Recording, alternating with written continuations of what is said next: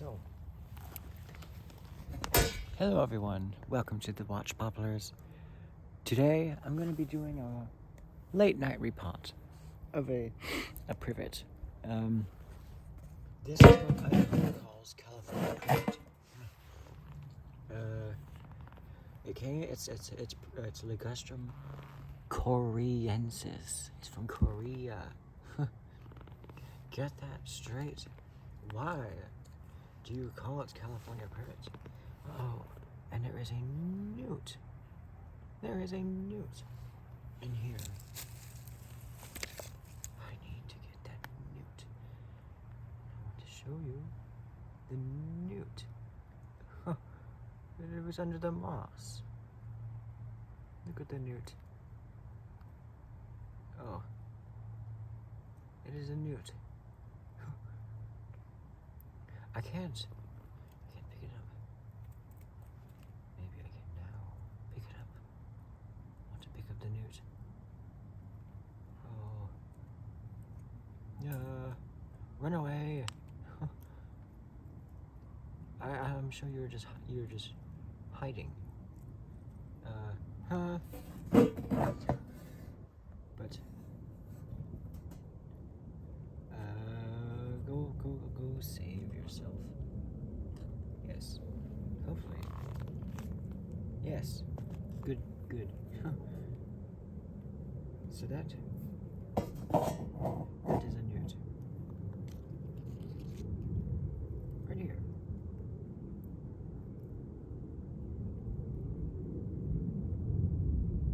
Very nice. I don't know what kind of newt it is, but it's a newt. But I can't pause the footage.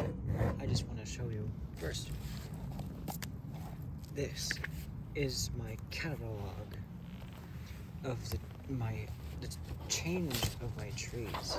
So I've been doing this since October 30th. I have all of my trees here, and well, most of them. And each one of these little squares is the general color of the plant as the seasons change. So, why there's like a bunch of colors during winter right here is like you got a dogwood, it has red stems, Cornaceriaceae. You got trees like the California Privet that can, I don't know, they can keep their leaves on, and they start growing in January. I guess the seedlings do. You can see my sweet acacias right here.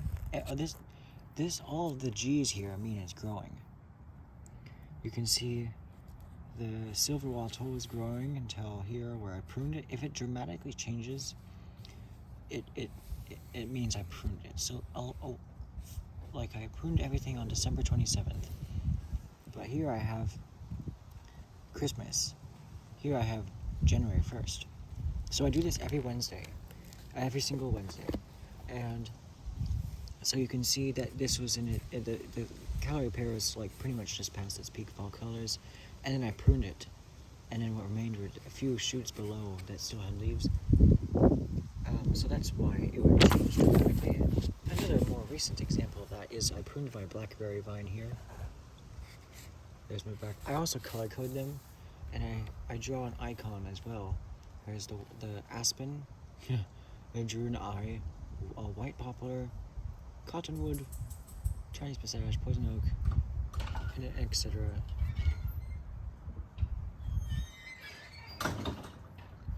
And it goes down. Just the basic image I see of the trees. But that's just something I wanted to show you. Yeah, I also pruned my red oak. It was growing. The bud was swelling at the tip, but then I pruned it to some buds. I didn't know, they didn't sprout any leaves, but there were nodes there, and the buds are now pink. So when the tree is breaking dormancy, I just keep track of the color of the bud. So now the dogwood might look almost black during the winter. But it's fall, so that would make it more easy to tell between the peak fall color, which is this mountain right here, and then when it is bare, which is, that's why I wrote all that. So, and sometimes I make an error. Sometimes it looks like the plants are growing, but they're actually not. So here's my sweet acacia. It just wasn't growing. It wasn't. But anyway, that is my weekly catalog of the season's progression of my trees. It's called phenology, study of seasonal changes, I believe. So now, I gotta get my tools. I'll be right back. Okay, I'm back with the hose.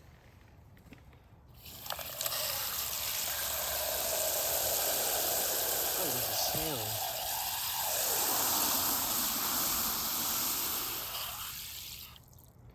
There's a snail. I don't know what is there, but that's gotta go. Yeah. Alright. I should put my headphones in my pocket. Yeah. Please stand by. Because I can't turn off the camera, otherwise it'll be dark. And dark, yes. Oh. What are these black dots in the water? I think they're anthers from the oaks. The oak flowers. The oaks were blooming, and now they're dropping the flowers, the male flowers. And yeah, some female flowers are just starting to form acorns, I'm assuming. So now, I'm gonna get off all the ground covers. I'm gonna get out all the grass.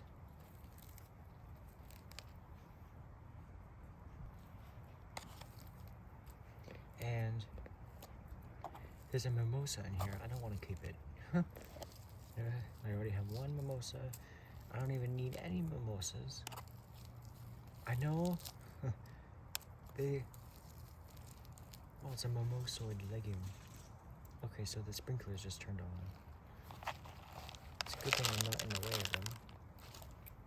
Alright, so sorry. Oh, I need the tray. So here.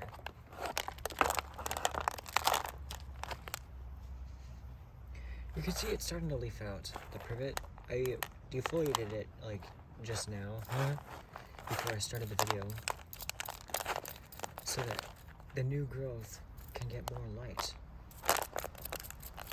I know, I can see myself keeping a privet. Because they have their own original style. You know, the honeysuckle, the Lonicera involucrata, twinberry honeysuckle,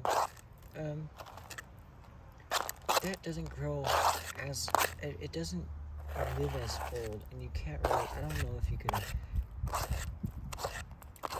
train them into a tree shape for a very long time without them sprouting a bunch of suckers and having to keep the suckers on, otherwise the tree will die.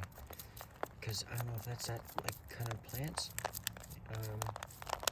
It's not a vine, but it's like a thicket forming bush or something. But so I think that is a reason for me to keep a privet. There are deciduous varieties of privet.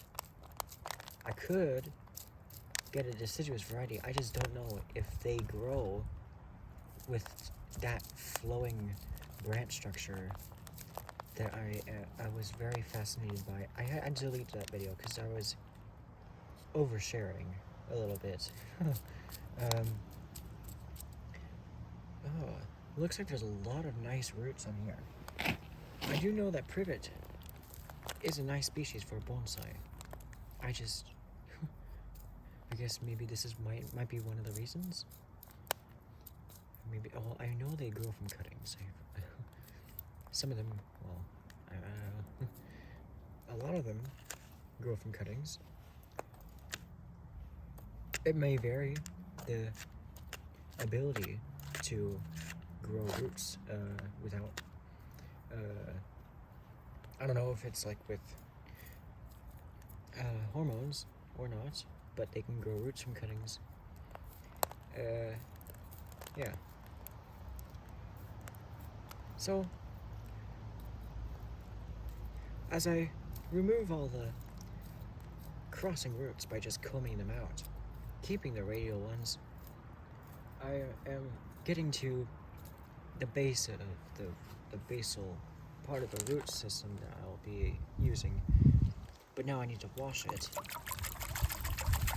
I've gotten enough dirt off of the root system. Oh, nice. It's a nice looking root system. So the growth is not extending yet.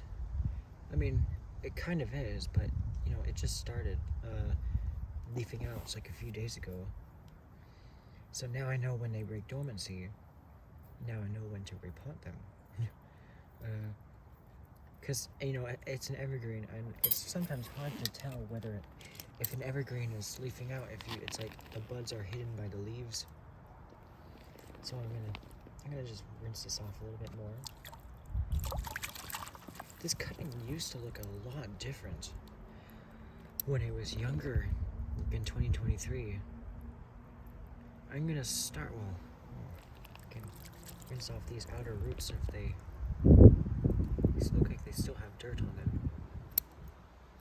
I'll just keep my scissors pinched together so that I don't have any dirt getting in between them. Oh, this root cranks to the side.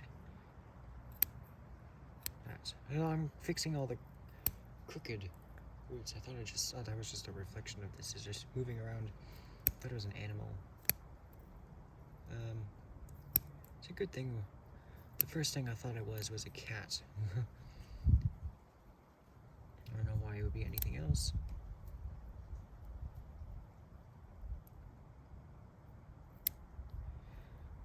It's really nice escaping society while repotting my trees. I really enjoy it. I don't do it just to escape society. I do it not only for the health of my trees, but you know, it's fun. It's fun stuff, and it's kind of therapeutic, honestly. And I like doing it. I'm always excited to repot. Whenever repotting season, whenever like towards the end of December, I get really excited about repotting. And that's usually when I get spring fever, because I don't know, spring. By the time February comes around, spring is certainly in the air. Yeah. But I would like to move somewhere colder, where where it rains more. It's a bit too dry here, especially it's also a bit hot. Oh, so now at the bottom I see. So the roots crank to the side at the bottom. So I'm gonna cut all this layer off. Just remove it a little bit more.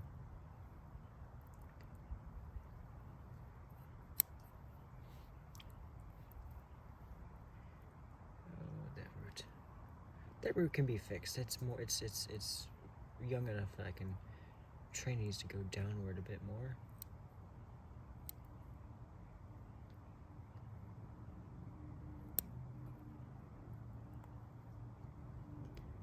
Maybe, well, no, I don't need. They're also just a bit high, and I have better roots below them. Plus, on a full-size privet, really old privets. They have a fluted trunk and it flares out at the base. I'd like to show you that someday. Maybe. I don't know. This summer, I want to show you the privets. They really do look like jungle trees. So, what I learned from Nigel Saunders is that you don't fully flatten off the root system on your first root pruning. I've never root pruned this privet before, I don't think. Yeah. So maybe next time, after I start getting a better root system, I can eventually flatten this off. But, I mean, at the level it is pruned at, I do want to flatten it off, but I don't want to flatten it right to the last cut point, which this doesn't seem like a seedling. I don't know, it's giving cutting vibes. But also, there's a node right here. You can see this swollen part right here. I can eventually cut off this section, but I don't want to slow down this tree. So that's as much as I want to do. Previously I would have cut it right, that section off, but I want this to grow. So I'll find a container. There's not that many. I don't have that many ones that are a good size. This is a bit too large for it. And I don't have any smaller ones. What is this? Can I use it so bad? Well, I'll use this. This is where the big leaf maple was in. So, also this soil looks very nice. It's a bit granular. Once I remove some roots, it will be quite nice. And we're good on time. It better stay like that. I better quickly end this video because I just uploaded an hour-long video, and I'm really guilty. I feel really guilty about that because, I was too focused on showing my detestful attitude towards society, or the parts of it that are bad. But, I'm still learning how to quell my anger towards it.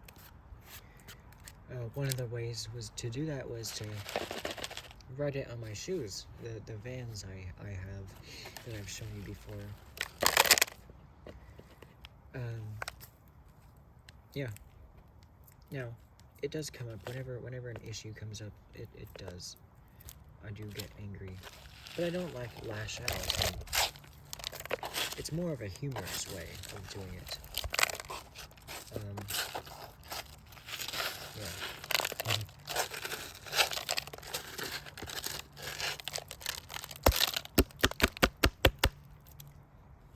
I try not to. Oh, there's earwigs in here. Oh god. Yeah, I try not to idealize or say stereotypes when I'm talking about society. Like the way I do. Yeah, I'm evolving, and that's one of the main parts of this channel. I want you guys to watch me evolve and into someone who actually, I don't know. I don't want to say who actually knows stuff, because I know stuff right now. Who is who knows how to deal with or talk about stuff like this. Because I just like the grandpas that succumb to right-wing conspiracy theories with their they start getting triggered by climate change mentions. I get triggered by issues like that, or like this place decided to build a golf course or whatever, or there's an invasive plant that ran loose, or I don't know, or they just build a massive parking lot somewhere, and I just can't. I feel this sick feeling, and maybe I don't need to be as harsh when I'm saying that. I could just briefly talk about it. Yeah, because I think this whole it's all inspired by Crime Pays Babani does it, and that's not a bad thing. I'm glad I'm trying to get into the punk scene, and I think it seems good. I mean, useful. I mean, I like that it suits me. I just gotta learn how to talk shit about society without saying any ridiculous or insulting things.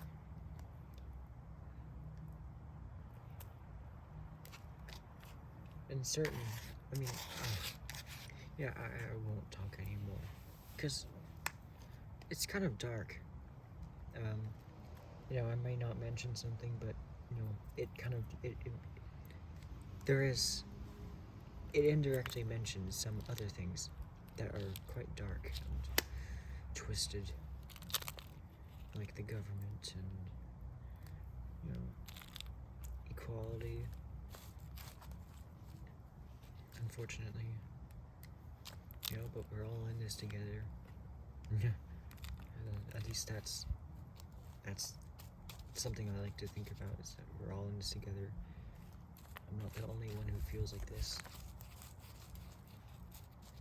And yeah, let's stay on the bright side. So now, I want to water this, but I will not use the hose, because you conserve water whenever you can, instead of letting the faucet run throughout the entire time you're washing your hands. Turn it off while you're putting it, when you apply soap onto your hands. I'm sure a lot of people do that. Most people would probably do that. I mean, I started doing it like a few years ago, because I realized that soapy handles are not a big deal.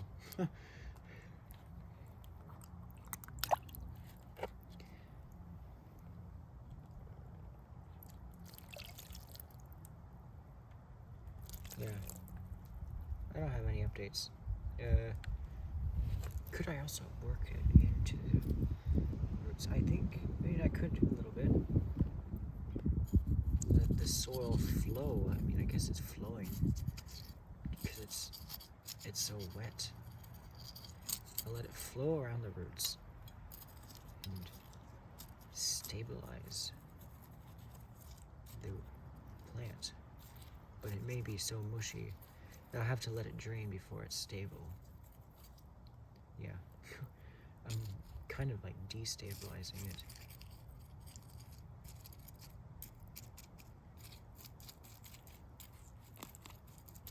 You know, I think patting it down makes it more mushy.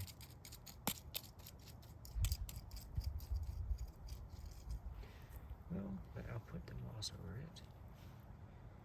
There's not much more moss to put around it, but I'll just... I don't know what kind of moss this is. It's bryophyte. All mosses are bryophytes. So,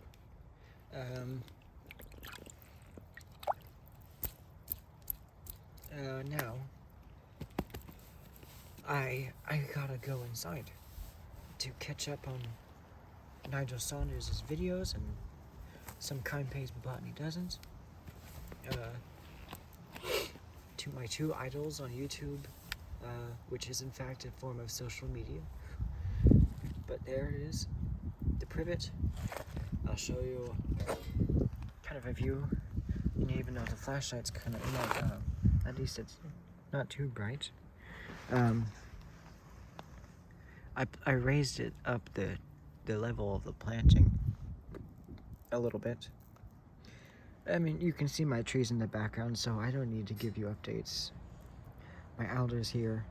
But I haven't chosen a front for this tree yet, which is fine. It's in its earliest stages of development. I have now three, well, I don't know. They have these two sequoias. I could root prune them, but they haven't started growing yet. But now I have two free containers, soon to be, well, two free containers, soon to be 3 free containers, because I hate this plant. Yeah, it was confirmed that I'm gonna get rid of this after I attended the lecture on invasive and weedy plants in the college class today. You know, the majority of these smaller ones, the majority of these trees are native. I mean, this one's from the East Coast, the red oaks, or the Great Lakes region. This is probably from the Great Lakes region as well, weeping willow, or maybe it's just, I don't know, weeping willow might be just like a, I don't know, it happens somewhere. This is native. These plum cuttings are native. I don't know. Is this, I don't know if that's gonna make it, but whatever. These are not native. This is from New Zealand. This is a very inbred conifer, and then this is from Europe. This is native. Everything in here, aside from the weeds, are native. The Arctostaphylos, Manzanita, and then Pinus sabiniana. This is native. This is native. This is native. This is probably from Asia. And then these lilies, I don't know, not native, but whatever. A lot of natives in here. And I could devote this table to entirely native plants. The cottonwood is native. I don't need to show you the whole place. I really don't. Because if I keep doing it, every single update is going to be really boring. There is one more I want to show you, and that is this redwood tree. So it's going to start its second year of growth pretty soon. So it had a nice growth, but it's starting to, where am I? There. So you can see the bud is swelling. There's also buds further down that are swelling, and like just all over their buds. But there's another redwood I want to collect here among this place. And in the yard I planted some Chinese pistache. They seem to be doing okay, hanging in there. Just to surprise my mom with the fall colors that are coming. Okay, so this is quite dry, but you can see. Oh wow! Oh, so I might need to use some wire to prop this up. There's a firethorn in here. Oh, it's nice. That's a columbine or something. But this redwood, I should get it up. It's all, there's so much shit growing in here. There's oxalis. It's one of the main invasive weeds in California. Whatever. Planted other Chinese pistache in here, but it doesn't matter. So yeah, that is all for today. Thanks for joining me here among the watch poplars